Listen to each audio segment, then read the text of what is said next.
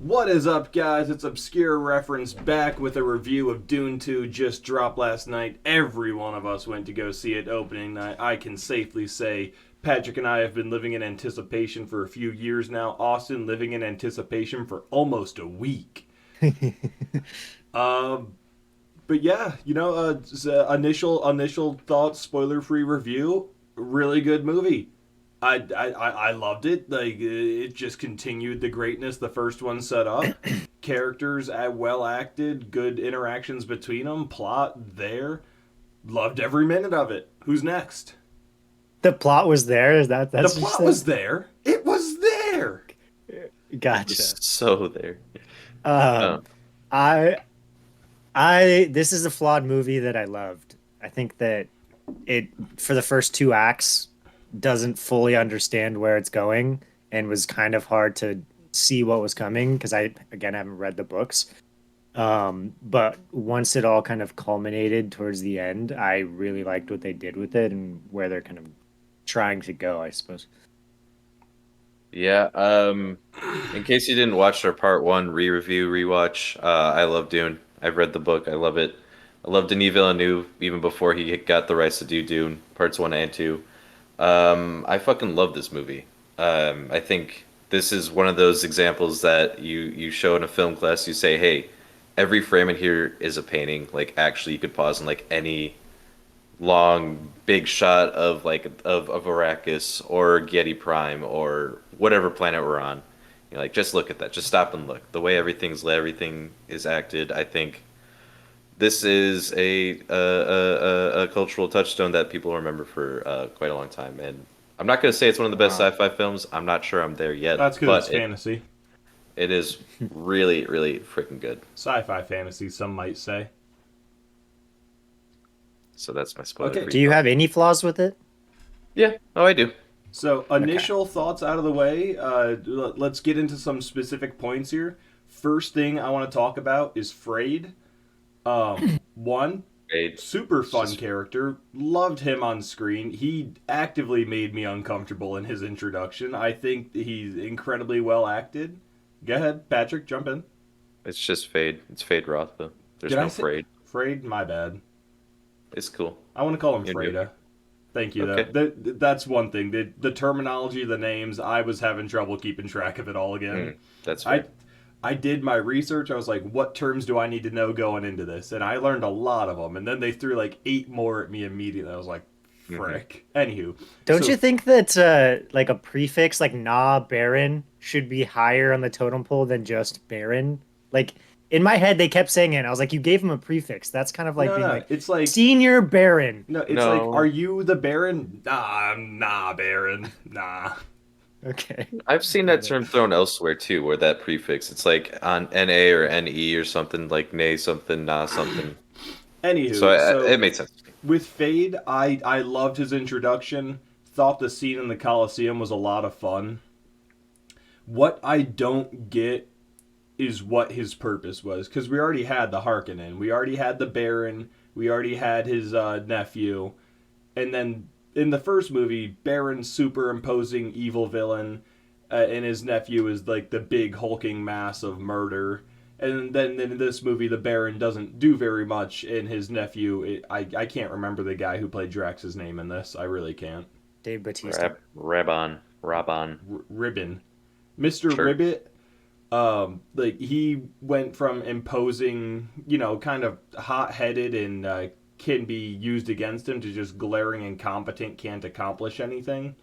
So they introduce Fade, who takes over and is like, just as deadly as he is, but even smarter. But then he dies in the movie he's introduced in, and I'm like, why did we even need him as a character? So in the books, he's introduced from the beginning.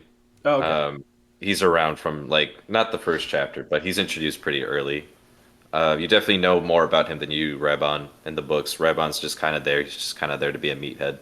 Okay. Um, but I think then it's a fun obviously, twist for Dave of him being just like an imbecile. yeah, yeah. But see, what I don't get then is why hold off Fade in the first movie. You absolutely could have built him up to be more of like, the Darth Vader figure. There's this imposing, You threatening villain. You want to Yeah. add even more to that movie? Yes. I Got mean, it. you say that, but this movie is like 20 minutes longer than the first one, so I Hmm. mean, that's not an Just issue. move 10 minutes of him over to that movie. I mean, yeah, well, yeah, I I mean, don't know. the issue would be where, because I don't know anything about the books. So Hmm. where does he show up in that movie that makes it make sense? There's a Because I couple of don't even think scenes. it entirely like the stuff in this movie is even kind of ham-fisted in to like make it so that he works in this movie Yeah, no, A they little they bit. really do just kind of take a a break lot. from the plot to introduce him and set him up. And like the whole thing with the Bene Gesserit, like, oh, can we control him? Doesn't go anywhere. I guess we get a baby out of Yeah, it, but that's not going to be a thing for a while. Yeah, and that's another plot line they took straight from the book, and I was, it doesn't really have a whole lot of resolution in the book either. I mean, the only thing you really need to know is that she's also a Bene Gesserit. She's collecting their bloodline, Hmm. and they're also manipulating him so that should he become the Duke of Arrakis, which he does, then Arrakis is firmly in the Bene Gesserit's pocket. They can do what they want with it. That I will admit. So that's really my only issue with Fade. Again, loved him on screen, oh, I thought he have was a so great many issues. character, but he was it just kind of felt like he was shoved in there and then written off immediately. No, so I He said that doesn't was even my show up for like an yeah. hour and 15 minutes. And then they're like, we're gonna Yeah. do a Oh, I 30 love it. minute cut of just Fade. I And you're love it. like, this is so out of nowhere. And then he Mhm. shows up two more times, and then you're like, all right, now it's the final boss fight. Yeah, I love it. It's awesome. So on a similar note to Fade, I will say I love the Harkonnen reveal. Did not see that one coming. Mm-hmm. Pretty good poetic justice in hindsight, but could not call that one from a mile away. That's something It makes that, sense when you think about it. Mm, Like yeah. after yeah, they no, say in it, you're like, hindsight, oh it's yeah, like, oh bloodlines, yeah, and that you're like, makes oh, sense. But like before that, I had no indication. Hmm. And I've read the books, and I definitely forgot about that plot point. And so it happened. I'm like, oh yeah, and it was revealed in a cool way, after Mm, he drank the water of life and stuff. It's all cool. I like that bit. I think that not specifically when they that, but around that time is when this movie turned for me. I was concerned that I was going to come out of this movie and be not a fan because up until that point, this movie is all over the place. It constantly is cutting back and forth between the Mother Reverend plotline and um, fucking Paul Atreides plot line, and they are on such different like paths. Like every time Paul shows up, it's like, all right, we're going into an action scene, and yep. your adrenaline is way up here, and then it's like hard cut. Now it's the Reverend Mother like trying to convince some women in a desert hole that Paul Atreides is the chosen one, and the plot lines don't seem to be connecting, and they're so separated that it feels like I'm watching two different movies at the same time. Hmm. No, And that's then they interesting. do the whole Fade piece, which is I think I think that he is just probably the worst part of this movie, not because he doesn't look cool or Hmm. can't fight, but the way that they add him in is so stilted that I it like comes out of nowhere. Hmm. And we'll probably get to this later, but I think the end fight scene between the two of them is shot poorly. Um, The fuck. but so up until the point with the Harkonnens, I was like, I don't know how to feel about this. And then they finally brought all of these pieces together, and it's like, okay, what we're really doing here is talking about Paul and his burden of responsibility of being the chosen one and understanding like he can't escape this, even though he didn't, decide to put himself in this world. He's in it and he can't run away. He has to take that burden head on. It's one of my favorite kind of story tropes you can do. So once we got to that part, I was like, okay, now I'm back in on this movie, and Hmm. everything they do post that point, I think is brings everything together. And I'm like, okay, like I can get there, but I really had to sit for like an hour and 45 minutes of just like, I don't know, to be able to get to that. Hmm. Yeah, and I don't know. Maybe it's because I have the prerequisite knowledge of reading the books and knowing where everything's going. But even going into it, knowing that Paul's resisting his fate to become the chosen one to bring them to the promised land, and Jessica's like, "No, we're going to use that. I have a talking baby in my womb. Let's use this." Like I knew that. even if they do, like you said, it is very like different, like adrenaline. Like here's Paul trying to walk across the desert. Here's them taking down a sand harvester, and then you get Jessica doing something, drinking Gatorade or something. Like I get how that might be a little bit jarring, but it did ultimately serve towards the same purpose, the same through line For of, sure. hey, we're trying to get Paul to become Lisan al Gaib. So I don't I know. th- I think I'd the have to issue see is that. like the first movie creates the issue of like we have no idea where that movie's going to end in this book, right? Mm, Because the book's so long that they had to split it into two movies, and so you're like the way that that movie ends is just kind of like he kills a guy and then done, and you're like yeah. this feels like the middle of a movie, not Mm-hmm. the Hmm. end. Yep. And so then when the second one comes around, I'm like I don't even know where we're going here because I've been like we're basically in the middle, Hmm. and so I think it just it's a burden of the book, right, and the world that it's trying Yeah. to build, but it just makes it weird trying to when I was trying to No, watch it not knowing where things were going. I'm Yeah. gonna go ahead I and get chime to it. in. Say my actual least favorite part of this movie, and it hurts me to say this, was Paul.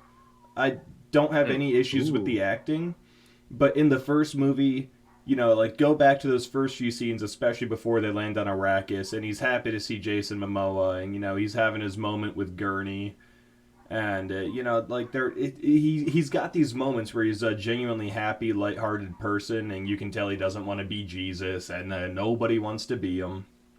Hmm. But like we don't get any huge action scenes with him till the end. Really, we know he's a competent fighter, but for the most part, it's really like him on a journey, kind of like Frodo, where it's like we don't need the action sequence; it's all character driven. And then it took this movie, and it's just every scene with him's an action scene. All we see is him being a badass. We know he's on this journey of, I don't want to be the Messiah. I just want to fight the war. I can't go south because the bad things happen. Like it's not poorly written. It's not a bad character arc, but I liked it when it was more like him trying to discover himself and trying to enjoy the world and not just falling into his destiny. Granted, obviously that was going to happen, but I liked Paul from the first movie so much more than this one. That being said, I like Jessica a lot more in this movie than I did the first one. Hmm. No, like, the whole talking baby thing, the whole like she drinks the water and goes kind of crazy in the noggin. Loved it. She was a captivating like anti-hero. I don't know if she's quite a villain. I don't know what she is, but I'm on her team. No, I'll agree. I think Jessica's a lot more Ooh. interesting this go around. I like her in the first one, I think, but her arc kind of changes a lot. They change the way that Paul's sister is, because in the book she gets actually birthed, and it's a little girl, like a baby, but she t talks like an adult. Oh, I'm So glad I they can cut totally that. go watch the David Lynch movie. They actually try and I adapt don't that, make it work. It's very odd. do you really think the like 500 shots of a fetus was better? Because I don't know if I do. Or Paul having that vision where he talks to Anya Taylor-Joy, like it was a little weird. It's Yeah. bizarre. There's no getting around it. It's bizarre. Yeah, I don't think But anything could I, change how bizarre it It is. it it yeah. reminded me of the Oppenheimer nuke stuff where like he kept getting these visions of Mm-hmm. the atom bomb Yep. or whatever. It Yeah. reminded me of that. Yeah. No, that's totally fair. But yeah, I think this book does a really good job of or movie, or we watched a movie, um, of portraying Jessica as, hey, she's kind of trying to get Paul to go down this route because Mm. that's what, she believes. It's this prophecy that, her order created. I just love how complex all that is. But No. just she has like a villainous role almost, trying to steer us towards the ultimate conclusion of what this movie is. So that's another I thing. They could have done a better job in the first movie explaining that the Bene Gesserit planted these prophecies. They give it like one line of "This is what we're doing," and then it's not Hmm. addressed again. But They give this it a movie couple lines, really yeah. hammers home. This isn't a prophecy. You guys said you were going to do this 100 years ago, 1,000 years ago, and now you're just doing it. You're not. This is all. I did not expect this movie to take on such a, and it's not even an anti-religious movement, but in the movie there's an anti-religious position. I Hmm. disagree. I mean, there is an anti-religious Yeah. position, but I think this actually portrays it as far more complex than Mm. Yeah. Yeah, no, um, like there's the they did or they did anti-religious not. movement, Hmm. and yeah, it was really well written, where it wasn't like religion bashing or bashing religion bashing, but it's got the two different factions, and you can just see the Messiah coming to his own fruition. It was I think really well written. My point was just they should have established that a little more in the first movie because I had no I idea re- until like a minute before this. right. I really think that that was one of my favorite parts, not specifically Mm, about the prophecy part, but the conversation about religion and yep. like Yeah. seeing it from a bunch of different sides. I think obviously that's, what sci-fi is good at is being far enough away from reality that you can discuss topics in reality Mm, without being like, hey, it's in your face. Um, and I think this does that really good. Javier Bardem, incredible performance out of Yes. him. I think Oh, yep. he stole the show for sure in Oh, terms of a 100. supporting actor because he was mhm. just killing it as the like basically religious zealot. Um, and so sorry, got distracted by that heater. So that was one of my favorite parts in this movie was all of the conversation about that leading up to the culmination when Paul gets in front of everyone in the cove and Mm, Yes. gives Yes. his like rousing speech. I mean, that gave me like chills in the theater watching as that happened. Hmm.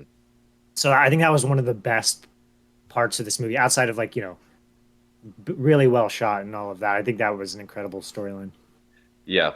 yeah. Yep. That was one of those points in the movie where you hear the music swelling, you're seeing everyone cheer, and you almost want to cheer yourself, but you're thinking, oh no, this is going to lead to billions of people dying. Like, I Yep. know where this Hmm. goes. He knows where this goes. They're going down this route anyway.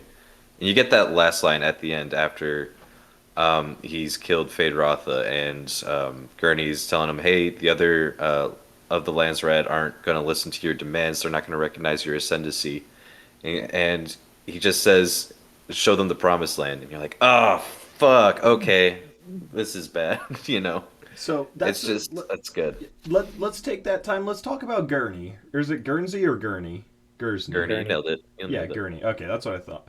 Um, so I will fully admit I didn't predict him coming back, but I will also admit when he died in the first movie, I was like, it's weird that we built him up this much for him to only die immediately.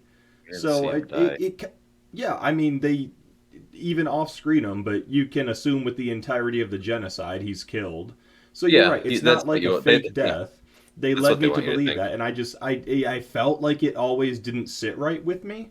That Hmm. being said, I didn't predict him coming back. I just predicted him not dying.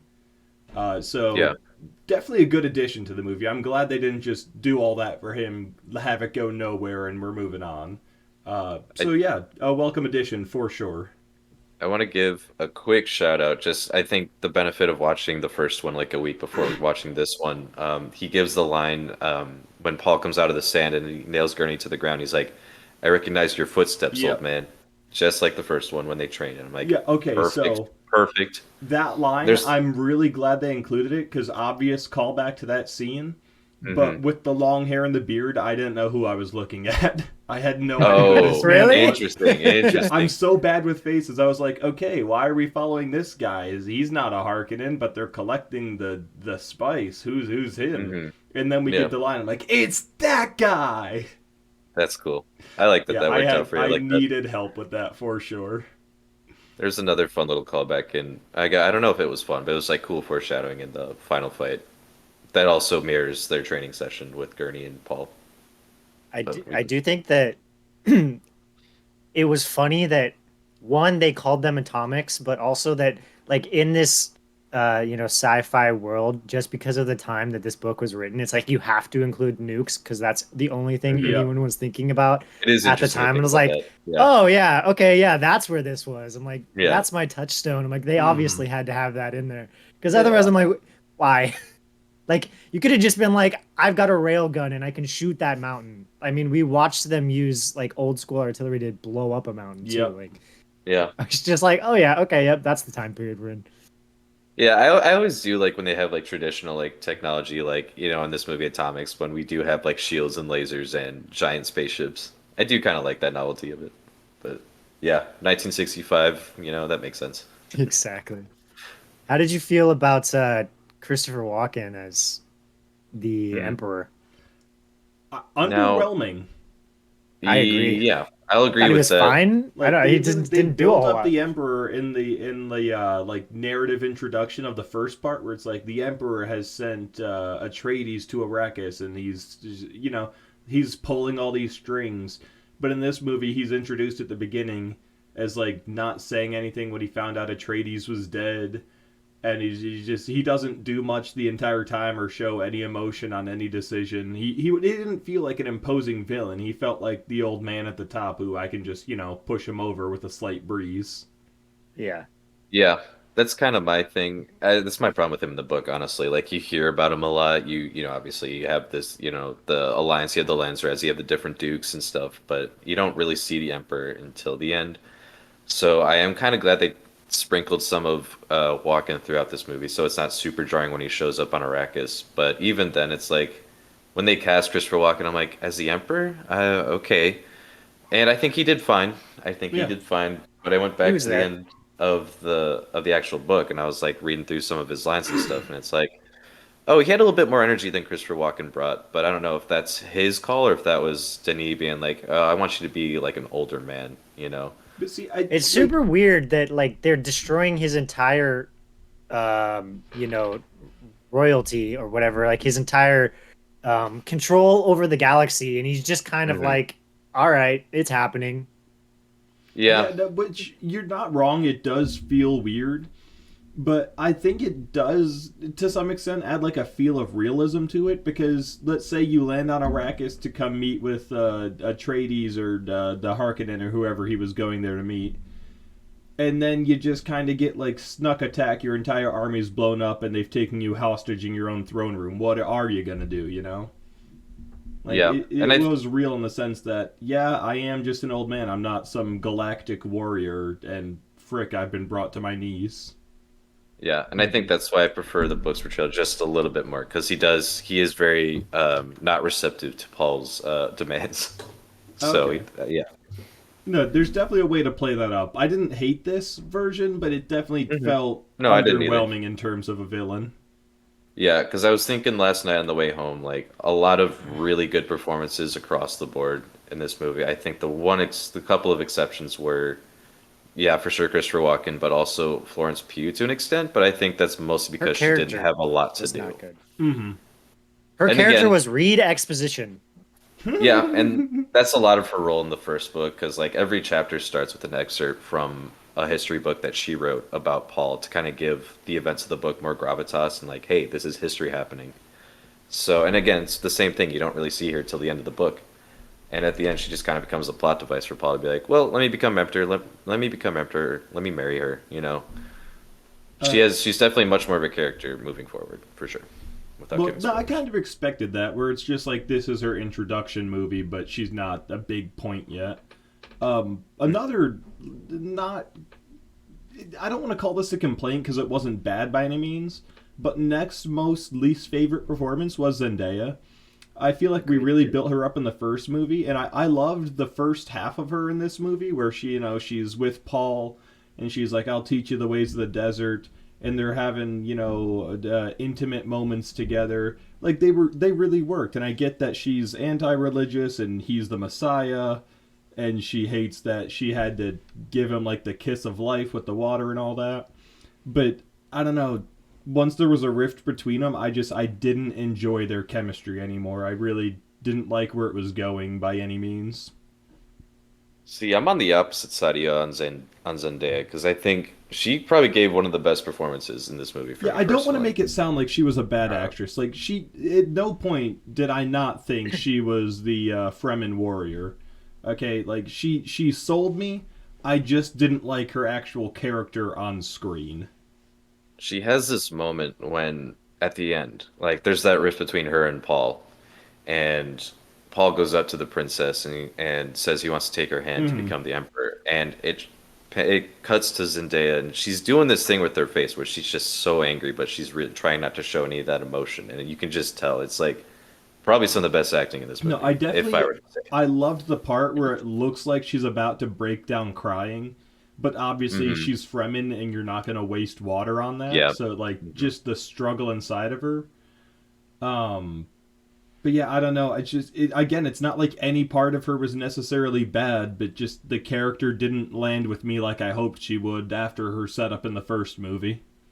Yeah. I think that her performance is mixed. I think she has some really incredible scenes where she's acting really well, and then she has other scenes where I think she actually causes an issue with understanding the emotion that they're trying to get her to portray. Because I think at times the because of the way that Denis, tells her to act and the way that she's acting, it makes it feel like she's way more wishy-washy than I think they meant it to be.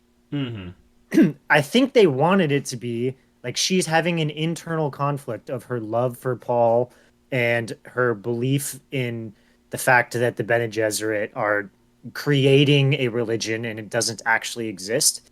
And I think it came off more like um, at times I believe in Paul and at other times I don't believe in Paul. And rather than being like, I don't know what to do here, and I think Zendaya is a good actor, and I don't know how much of that is her and how much of that is him. But I just think that it became a kind of mixed bag depending on the Mm-hmm. scene of how good or bad her not she didn't do anything bad, but middling to great acting in this movie. Right. Hmm. No, on Shani, that was something that stuck out to me is the way her story ends in this movie is a little different than it is in the book. I won't get too much into how it is in the book. You should just go read it. But she doesn't run off like she does at the end of this movie. And I think that's I will Okay, very yeah, say so I important for a thought kid. that might have honestly been the most interesting part is while everyone else is leaving Arrakis, she's staying behind. So, Well, they're all staying on Arrakis. She's just I going off really, somewhere when else. he said, like, show them to the promised land or whatever his line was, and then they board the ships, I really thought we were going to, oh, I'm going to get the name wrong, Cardamom? Aladdin. Caladan. Yeah, then, no, Yeah, no. Paul's staying on Arrakis. okay. I really thought we were leaving Planet. Okay. One of His war might expand, but they're staying on Arrakis. One of my favorite shots in this entire movie is the scene when after the emperor kisses the ring and everyone kneels down Mm-hmm. and it's Hmm. just a wide shot of Florence Pugh looking towards the camera next to Paul and then just Johnny off on the side, and it perfectly frames the emotion and the conflict going on in that Hmm. exact moment of like Hmm. Paul said, I'll love you forever, but then immediately after Yeah. that said, I'm gonna take the Emperor's daughter as my wife. Yeah. Yep. And That was a good you're like moment. that whole like that shot just perfectly represented that whole thing. And I was like, I saw it and went, oh, that's fucking incredible. So, Yeah. you're The not wrong there. cinematography, the cinematography in general in this movie is just fucking phenomenal. Hmm. I just need to get that out there. What were you saying, John? I'm gonna shift gears just to my favorite scene in the movie is when it's fairly towards the beginning. He's in the tent with all the Fremen, and they're like, "You need a name." And he's like, "Oh, what's that mouse name?" One, love that we're tying the mouse into it, and we don't just get these random shots of the mice. Two, love Hmm. the explanation of, "Oh no, they're an incredibly wise animal. They make their own water." In this part, it doesn't bug me. It's not a plot hole, but it feels like a little too convenient when he chooses the name Maudib and their name for their Messiah is Mahdi. It seriously feels like, the name of the Messiah is Jesus and the name I choose for myself is Jeebus. Like, it's just a No, little too convenient that it's pretty much the same word.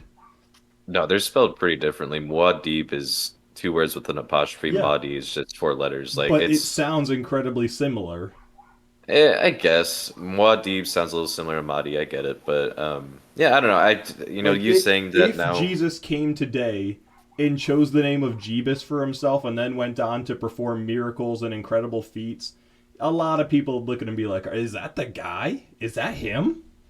Like, the name he chose for himself was a little too convenient. Again, it makes sense that he chose the mouse. There's obvious reference for the mouse, but just the fact that it's named so closely to the Messiah kind of stuck out to me. And that might just be us coming in from an English speaking perspective versus from an whatever. I forget what Well, language they and speak. remember, it was originally a book, so you would see it in front of you and they would look very different rather Yes, than being and they do. spoken Yeah. being similar. But even so, like, it's the pronunciation behind it all in the same language.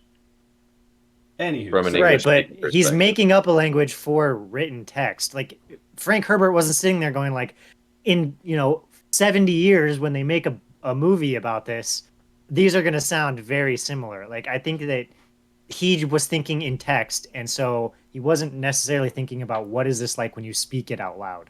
I Hmm. disagree. Like, I tried writing there for a while, and when I named things, I'd say them out loud to see how they actually sounded and not just looked written. I'm convinced he made that as a deliberate move. And again, I don't think it's a bad move. It just stood out to me as a little on the nose. Mm. What was your favorite scene, Pat? So I have two. Nope. But there was a moment, and I've heard people hyping up this scene, but when Paul rides the sandworm for the first time, Mm-hmm. kind of gave me that same adrenaline rush when he gets on top of it, fully gets control of it, and everyone starts cheering. It gave me a very similar rush to when Maverick flies through that exercise in Top Gun Maverick and shows that, hey, this suicide plan can be done. And I wanted to cheer with all the friends. I'm like, that was insane. I knew it was gonna work out fine. I knew he was gonna pull a big worm. Mm-hmm. But it was like the way it was shot, the way he's running on that dune as it's collapsing, as just the way it was all shot was just incredible. And then number two was the final duel between Paul and Fade Rotha. Because the music, there's no music. It's incredibly frenetic. Like they're going back and forth, trading blows. It's really well choreographed, and the sound design is on another level where you hear every blow and you feel every blow because it's Mm-hmm. just so intense. And that it mirrors how Paul, thinks he has Gurney Halleck in their training exercise, but Gurney's like, "No, look, my blade's on you too," and you see that Yep. mirrored here, and I love that. It was so cool. So So those are my two favorites. I'll build in with that because I teased it earlier. My issue with the way that that scene is shot is it is a very pre the existence of John Wick way of shooting that scene, in which it made it so much harder to follow what was actually happening in the fight because he kept cutting to different shots from Mm-hmm. all over the place that I Mm, couldn't understand the spacing or the fight choreography when he like the first third it's like really quick boom boom boom boom boom and then it there's is, like a yeah. middle part where all of a sudden it's like he takes a wide shot and you can see how well the choreography is and clearly both Austin Butler and Timothy Chalamet can really like fight. I mean, I don't know. They may have had stunt doubles, but whoever's fighting in that can clearly fight. And so I was like, I don't understand why you shot it this way when you could have shot it from farther out. We could have watched every strike and blow go back and forth and understand way better what's happening in this fight scene.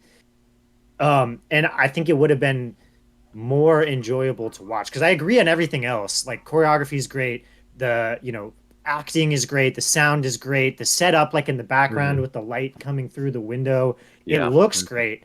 It's just the shot choice of cutting so much threw me out of it. So I'm gonna Gotcha. push back a little bit on you there. For a similar vein of thinking on what I had to the Emperor, was he underwhelming? Yes. But it did feel kind of real, like, okay, I've been, completely surprise attacked, taken in my throne room, I can't fight back. Frick.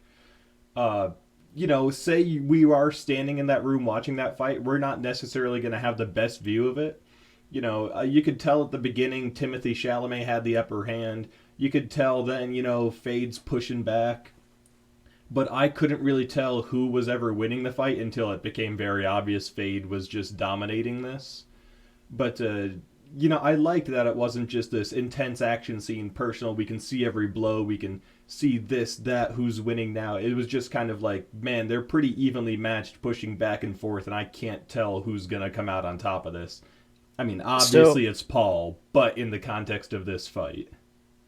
I actually think that I knew the entire time what was going to happen in this fight because this movie laid out so directly what Fade Rotha's character is that like they literally have the one lady that he impregnates say it directly to the Bene Gesserit. Like Mm, he is a sociopath who we Mm-hmm. can manipulate because he's so into himself and all of that.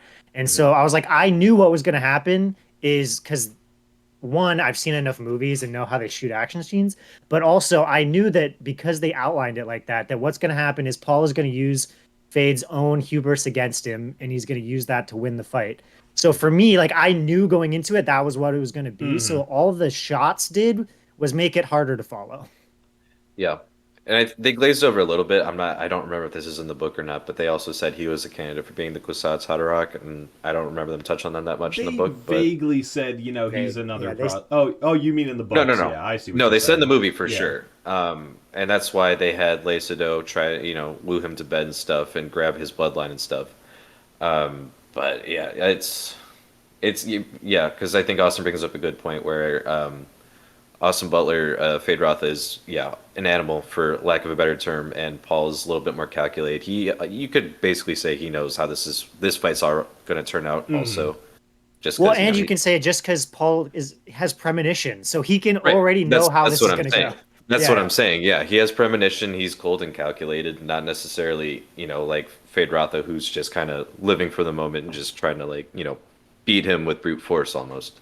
So yeah, it's a good dynamic that they have between each other, I think. So on one of the positive notes Austin said about this scene with the sound mixing, maybe it was Austin, it might have been Patrick. Now that I think about it, Mm. I do want to give a shout out to all the explosions in this movie. Like that opening Mm. scene where the Harkonnen are falling off the cliff and just thudding on the Oh ground. my God, dude, I that was incredible. loved that. Like, you take any other movie, they fall to the ground, sure, but this was boom, body in front of you, boom, body in front of you. Hmm. Every time something exploded or blew up or was shot, it felt like when it crashed to the ground, the explosion was right there happening to these people. This Hmm. isn't a direct shot at Marvel, but that's the only other movie chain I can think of right now with a lot of big explosions in it. They blow stuff up all the time, and I've never necessarily felt like the characters are there with the explosion. These Hmm. explosions Hmm. felt real to me. Yeah. Like, Yeah, there were some explosions that I felt were like CG, but yeah, for the oh most yeah, part, it was like, yeah, this visually looks really good and no, feels it real. was the sound mixing that really got it for me. I mean, Yes. you can Yeah, make I it think look that's however you spot on. want, take your art designs there, but Hmm. that sound made me think that explosion was happening 10 feet from these characters or 100, whatever it may have been. There were Yeah. a few that towards the end didn't land as well, but especially in those opening scenes when we were fighting the spice collectors and the Harkonnen and all that, it Mhm. just felt like a real war I was watching. Yeah, I'll agree with that. Final shout Um, out for me visually when the Emperor's ship comes down and it's so perfectly round and like metallic Ooh, that you can see the reflection of Yeah, everything off the planet on it. Sick. it took so me a cool. second to Impeccable figure out what shot. I was looking at, but I loved it. Maybe, Patrick, So you can explain this. Why was it on fire? it's just entering There's any a planet's shield. atmosphere. Yeah, and the Okay. shield. I don't know. It seemed to stay on fire for an extended period of Oh, like when time. it landed. Oh, I Yeah, yeah, see. on the I yeah. see. planet? Yeah, Yeah. that was it. That was the Oh, shield burning off the storm. yeah, I could see It that. was a visual Ah. representation of that. Yeah, Okay. it's so cool. Yeah, no, I know why it was on fire coming down. That makes sense. Yeah. That's Yeah. what I thought you were asking. No, like when it was landed, it Uh, just had this really cool flame coming off it. I was like, I don't know what you are, but I like you. no, yeah, I saw that. I'm like, visually, this looks cool. I don't know what it's Uh, doing though, and I was saying that makes sense to me now. Also, so on the subject of the ship, shout out to that final battle scene where we blow up the mountain behind them and then we run in from the sides, and as they're retreating, we pop up from the sand. That was With a well million. choreographed. That was a fun fight to watch. Not to mention, and this was in some of the trailers too, but that shot of like the three giant worms coming at Yep. him is just, And it's then so when it cool. zooms out to reveal, like, there's just the Oh, cavalry there's is just, here and it's yeah. massive worms. Hmm. Fantastic. It really, it felt like a plausible way to defeat the Emperor's army in one fell swoop, you know? It's Hmm. not like we had a big battle and we struggled to come out on top. They used very strategic planning to just, boom, cripple them from the get-go. Yeah. Loved it. Definitely glad we don't overdo the battles, and then when we have battles, we save them for these really great moments. Because, And it looked way better than the CGI shot that they had in the first movie to oh yeah, Mm-hmm. Yes. 100%. be his Yes, premonition. absolutely. That was bad. Yeah, It was like real I don't bad. want to shit on the fall of Atreides, but that it really came as a surprise attack. The Harkonnen are attacking, and then we see some good hand-to-hand combat, but next thing we know, Atreides is genocided. Yeah, and This that's how it's fight, supposed to go. yeah, no, and I don't want to shit on it. Like it was a successful attack on the Harkonnens' part. It was visually stunning. But I'm glad we finally got a more like in-depth battle with actual strategy and pushback here and there. Like I liked this battle a lot more. Yeah, and that's why I kind of, I can justify how long this movie is because I think I'm on the opposite side of Austin, where like I know where things are. Not to say that you necessarily Mm. thought it wasn't going anywhere, Austin, but it's like I know we're getting the pieces into place. I know, like Gurney's here. Oh, hey, your atomics are still around. They're still on the planet. Let's grab those because that'll be really helpful. And Paul getting in with the Fremen, becoming the Mahdi, the Lisan al Gaib, like all that good stuff. So. Um, it all leads to that climactic third act that was incredibly cathartic and also terrifying at the same time. Now, I will say about I'm gonna estimate hour 45, 2 hours into this movie. I was like, okay, so we've got to be nearing the end, right? It Like, kept going. It kept Mhm. going. like I It I kept was going. aware how long it was. I knew how long the other one felt, so I was trying to time it and be like, okay, so this is we've made it to the south. We're gonna hang out here, and then it just keeps going. And I don't want to complain about that because I love a long movie. I love a slow burn, but it really was just like, wow, we are still doing this. hmm No, I started like I wasn't. I didn't. I do think there are some slight pacing issues with this movie for sure, but I don't know. I was enjoying every moment of this. Oh yeah, no, You I don't know? want to sound like I wasn't. Loved it. It was just Yeah. it felt long. No, yeah, and I say that to say that I was checking my watch towards the end of the second act. I'm like, I know we still have these points to hit before we go to the final battle, but how long are we going? Oh, okay, we still got like an hour. Okay, cool. Yeah. So I'm right there with you. But yeah, I do want to shout out how this movie is shot like 90% IMAX. Like I saw this in IMAX, and that was the absolute right choice. It was beautiful and visually stunning. So if you do have a chance to see that in IMAX, absolutely do it. But I also get that that's not super easy for everybody. But definitely do that.